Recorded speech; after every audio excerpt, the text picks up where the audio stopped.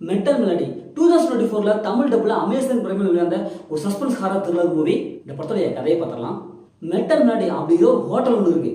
அந்த ஹோட்டலுக்கு போனவங்க மர்மமான முறையில் வந்து கொல்லப்படுறாங்க. அந்த ஹோட்டல் ஓனர் ஃபர்ஸ்ட் அந்த ஹோட்டலுக்கு யார் போறாங்களோ அவங்களுக்கு அவங்க கூட ஒரு டீ உட்காந்து அப்படி ஜாலியாக பேசிட்டு இருப்பாரு. அதுக்கப்புறம் தான் அவங்களுடைய ரூம் போடுவார். அப்படி போனவங்க எல்லாரும் ஏதோ ஒரு வினோதமான ஒரு அமானுஷியன் முறையில் கொல்லப்படுவாங்க. இப்படி நிறைய பேர் போலீஸ்காரர் அப்படின்னு நிறைய பேர் அங்கே போய் இறந்துருப்பாங்க.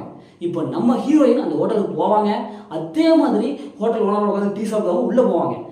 உள்ளே போய் பார்த்தா பல அமானுஷியமான சக்தியில் அவரை பயங்கரமாக தொந்தரவு பண்ணும். இப்போ இறுதியில் அந்த ஹோட்டல்லேருந்து எப்படி ஒரு தப்பிக்கலாது இறுதியில் என்னாச்சு அப்படிங்கிறதா இந்த படத்துடைய ஒன்லைன்.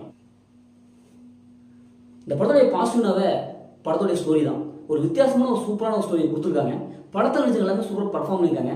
குறிப்பாக ஹீரோயின் அந்த வில்லனாக நடிச்சிருப்பார் மெட்டல்ங்கிறவர், அவரோட ஆக்டிங் இப்படி எல்லாம் வந்து செம்மையான ஒரு பர்ஃபார்மன்ஸ் கொடுத்துருக்காங்க.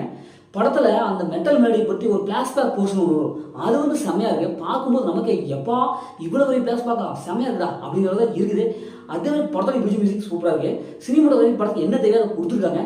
ஃபர்ஸ்ட் ஆஃப் ஸ்க்ரீன் பிளேலாம் நம்மளோட உடம்பு பயமுறுத்திய வச்சிருக்காங்க. அடுத்தது என்ன நடக்கும் அப்படிங்கிறது ட்விஸ்ட் அண்ட் டர்னிங்ல ஃபர்ஸ்ட் ஆஃப் உடம்பு மெடு பண்ணியிருக்காங்க. இப்போ இந்த ஹோட்டலுக்கு ஒரு அம்மா வயசான அம்மா வருவாங்க. அவங்களும் அமானுஷியமான முறையில் இறந்து போவாங்க. போலீஸ்கார் ஒருத்தர் போவார், அவரும் அமானுஷியமான முறையில் இறந்து போவார். இப்படி அந்த ஹோட்டலில் போனவங்க எல்லாமே ஒரு டிஃப்ரெண்ட் ஆங்கிளில் கொல்லப்படுவாங்க. அதெல்லாம் பார்க்கும்போது சும்மா வேற லெவலில் பயங்கரமாக இருக்கும். இந்த படத்துல மைனஸ்னாவே செகண்ட் ஹாஃப் தாங்க. ஏன்னா ஃபர்ஸ்ட் ஹாஃப் ஓரளவுக்கு சூப்பராக கொடுத்துருவாங்க. செகண்ட் ஹாஃப்ல ஸ்க்ரீன் பிளே இன்னும் கொஞ்சம் பெட்டராக கொடுத்துருக்கலாம். ஏன்னா இதே மாதிரி படம் பார்த்து பழக்கப்பட்ட அதே ஸ்க்ரீன் பிளே தான் படத்தை எடுத்து வச்சிருக்காங்க. அதே மாதிரி கிளைமேக்ஸ் அதே மாதிரி தான். இதே மாதிரி கிளைமேக்ஸ் இப்படி தானே வரும் அப்படிங்கிறது தான் இருக்குது. செகண்ட் ஹாஃப்ல ஸ்க்ரீன் பிளே இன்னொரு சுவாரஸ்யமாக காமிச்சிருக்கலாம். இந்த படத்தை பார்க்கும்போது தமிழில் நமக்கு ஒரு படம் ஏதோ ஒரு படம் யோகி பாபு அப்படின்ட்டு ஒரு படம் ஒன்று இருக்குது. அந்த படத்தை வந்து ஞாபகப்படுத்துது. ஏன்னா அந்த படத்தில் இதே மாதிரி தான் ஒரு ஹோட்டலுக்கு போவாங்க சுற்றுவாங்க, ஹோட்டலுக்கு போவாங்க சுற்றுவாங்க அப்படி அப்படின்ட்டு அது ஃபுல்லாக அதே மாதிரி அந்த படத்தை பார்த்த மாதிரியே இருக்குது. அந்த படத்தோட ரீமேக்கும் அப்படிங்கிறது இருக்குது. இந்த படத்தை ஃபேமிலியில் பார்க்கலாம், ஃபேமிலியில் பார்க்கலாம். படத்தில் நம்ம சொல்ல ஓரளவுக்கு இல்லை.